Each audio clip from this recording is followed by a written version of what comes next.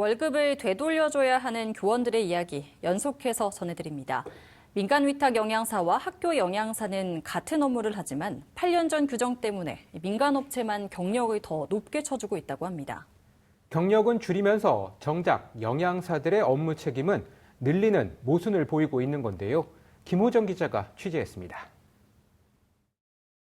10년 동안 학교에서 영양사로 근무한 A씨와 민간 업체에서 일하다 영양교사가 된 B씨가 있습니다. 학교는 A씨의 경력을 절반인 5년만 인정했지만 B씨는 10년 동안 일한 경력이 모두 반영됐습니다.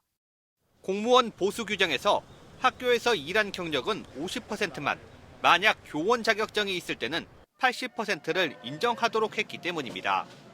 반면 민간 위탁 경력은 자격증과 상관없이 80에서 100%를 인정하고 있습니다. 12년도 당시에 정부 정책적으로 공직사회의 어떤 유연화, 민간 우수 인력의 유치, 이런 걸 목적으로 해서 민간에 계시는 분들을 공직사회에 유치하고자 개정이 있었던 거고요.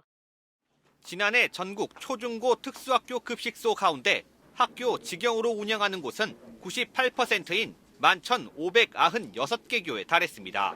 민간 업체의 위탁 운영 급식은 단 2%인 239개 교에 불과했습니다. 경력 관련 형평성 문제가 제기되는 상황에서 오히려 경력 인정도 받지 못한 학교 영양사의 어깨는 무거워졌습니다. 유치원 식중독 사태 이후 교육부는 원생이 200명 이상인 유치원에 영양교사를 배치하기로 했는데 예산 부족으로 이 업무를 영양사에게 맡긴 겁니다. 영양교사가 상주할 수 없을 경우에는 그 영양교사의 업무를 영양사가 대신할 수 있다라고 또 이야기를 했어요.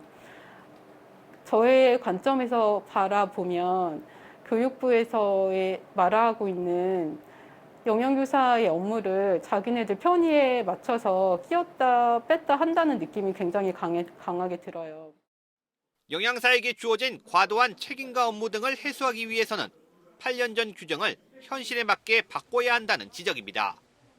시행규칙, 애교 이런 것들은 교육부에서 해야 할 일인데 문제 제기해서 이거를 지금 현 시대에 맞게 고쳐라 이렇게 해야 할 것 같고 기존에 지급된 급여를 환수하는 것 관련해서는 별표도 개정하라고 교육부에 강력하게 요청해야 될 것 같습니다. 현실과 동떨어진 과거 규정에 끼워 맞추면서 혼란을 일으키기보다는 바뀐 현실을 반영한 제대로 된 규정 적용이 시급한 실정입니다. TBS 김호정입니다.